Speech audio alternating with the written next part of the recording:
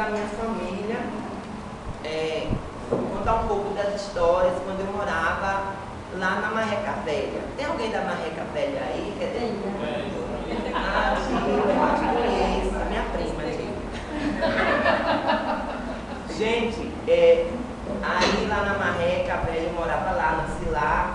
E quando eu nasci, eu tive um problema assim, porque eu não falava quando eu nasci. Normal, todo mundo, ninguém fala quando nasce, né? Eu nem posso explicar. Mas o problema é que eu fui crescendo e eu continuava muda, sem falar. Aí minha mãe ficou preocupada, eu já tinha 2 anos de idade, não falava nada. Aí então ela procurou minha avó, que minha avó sabia de remédio para um tudo, sabe? Tudo que você pensasse, minha avó tinha um remédio caseiro. Aí eu disse, mulher dá água de chucalho para ela 3 vezes ao dia, que você vai ver ela falar um bocado. Aí bem assim, mãe fez, todo dia, de manhã, de tarde, de noite, me dando água de chucalho. Com 1 mês eu estava falando que era uma beleza. E depois desse dia pra cá, não parei mais de falar, graças a Deus. Porque imagina uma pessoa muda, como é que vai falar da vida alheia, gente? Tem que saber falar, não é verdade? E minha avó sabia um monte de outros remédios lá. Por exemplo, se um bicho entrar no seu ouvido, é muito simples, você coloca 2 gotinhas de óleo de motor queimado.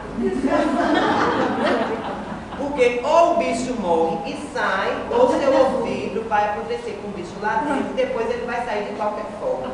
Mas o bicho sai, não fica de jeito nenhum.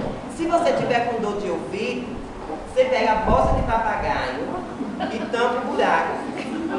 Porque lá dentro vai ficar tão escuro que a dor vai ficar com medo e vai embora. Não tem pra onde correr. É ótimo isso. E também tinha uma simpatia que fazia assim, porque tem gente que cria aquelas periquitinhas dentro de casa, caminhando no meio da casa, ou pinto.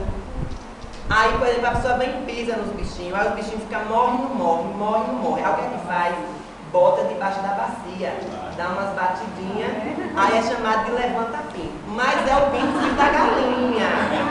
Vai botar o pinto da galinha debaixo da bacia, bate que ele levanta, certo? Às vezes